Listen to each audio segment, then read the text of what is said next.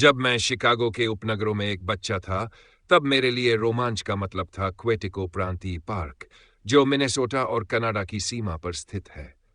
नाम से ये जगह छोटी लगती है, लेकिन क्वेटिको 1 लाख एकड़ का प्रकृति संरक्षण क्षेत्र है। इतना बड़ा कि आप कई दिनों तक वहां किसी इंसान को नहीं देख सकते।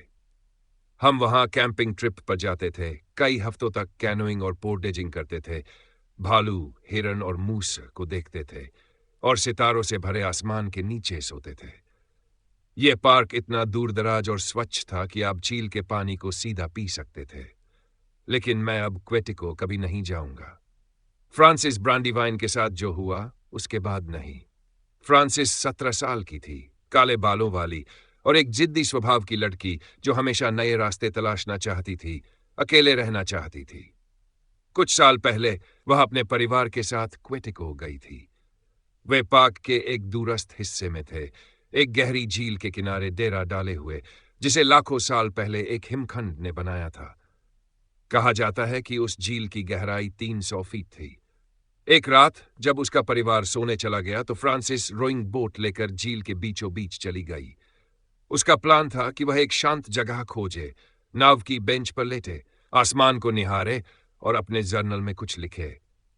वह किनारे से 20 मिनट तक नाव चलाती रही। जब उसे लगा कि वह झील के सबसे गहरे हिस्से में पहुंच गई है, तो वह लेट गई और आसमान को देखने लगी।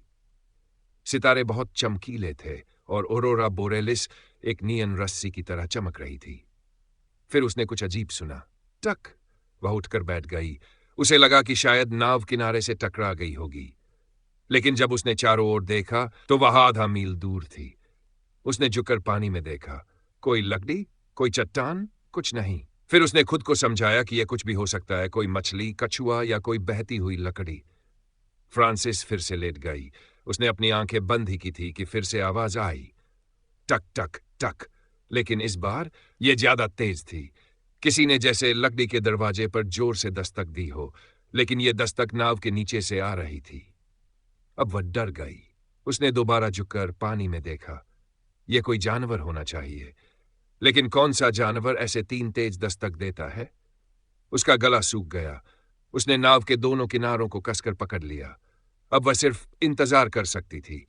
कुछ मिनट बीत गए और फिर जब उसे लगा कि शायद यह उसका भ्रम था, बैम बैम बैम, 3 जोरदार धमाके, नाव की लकड़ी हिल गई। अब वह वहां से भागना चाहती थी। उसने जल्दी से पतवार पकड़ी और पूरी ताकत से चप्पू चलाने लगी, लेकिन कुछ गलत था। पानी शांत था, लेकिन फिर भी वह हिल भी नहीं रही थी। उसका दिल डूब गया। उसने फिर से चप्पू चलाया, रोई चीखी, लेकिन नाव अपनी जगह से हिली तक नहीं। अब वह पूरी तरह थक गई थी। उसकी सांसें तेज चलने लगीं। उसने रोना शुरू कर दिया, लेकिन धीरे धीरे उसने खुद को शांत किया।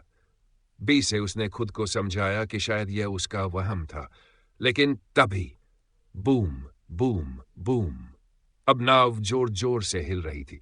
डर के मारे उसने एक और बड़ी गलती कर दी। उसने एक पतवार को पानी में न डालकर देखने की कोशिश की कि नीचे क्या है। जैसे ही पतवार पानी में गई, एक तेज झटका आया और पतवार पानी के अंदर खींच ली गई। फ्रांसिस चीख पड़ी। अब उसके पास कोई चारा नहीं बचा था। अब वह सिर्फ इंतजार कर सकती थी। सुबह होने तक या जो भी होने वाला था, उसके होने तक दस्तकें आती रहीं। वह अपने जर्नल में लिखती रही और सिर्फ इसी जर्नल की वजह से हमें पता चला कि उस रात फ्रांसिस खुद नहीं बता सकती, क्योंकि वह दोबारा कभी ही मिली। अगले दिन नाव किनारे पर मिली, खाली, सिर्फ उसका जर्नल अंदर था। हर पेज पर उसकी घबराई हुई लिखावट थी। सिर्फ आखिरी पेज अलावा पेज गीला था और उस पर सिर्फ 4 शब्द लिखे, जैसे किसी ने जल्दी में गीली मिट्टी से लिखा हो। मैंने पहले दस्तक दी थी।